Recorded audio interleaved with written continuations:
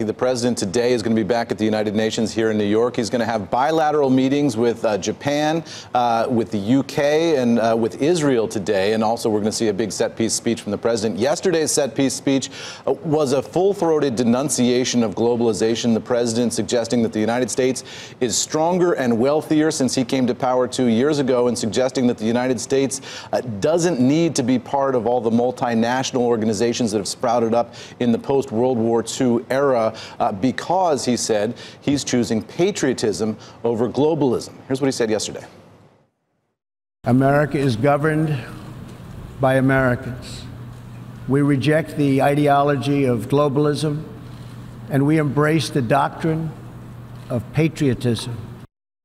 So the president suggesting that the United States is not going to tell other countries how to live, how to work, how to worship, and in exchange, he expects the United States to be given the same respect. This speech, guys, of all about American sovereignty, and it was an expression of his America First agenda. But, you know, administration officials have said America First is not America alone.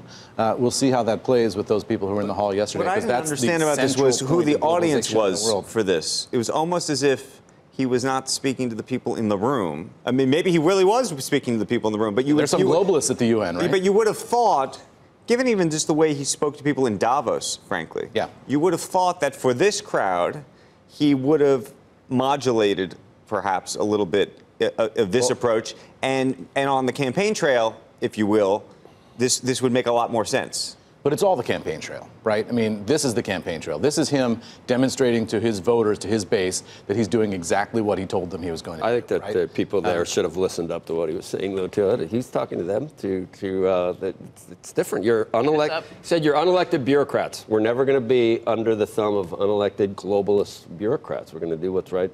Right. He said we're going to reject global domination.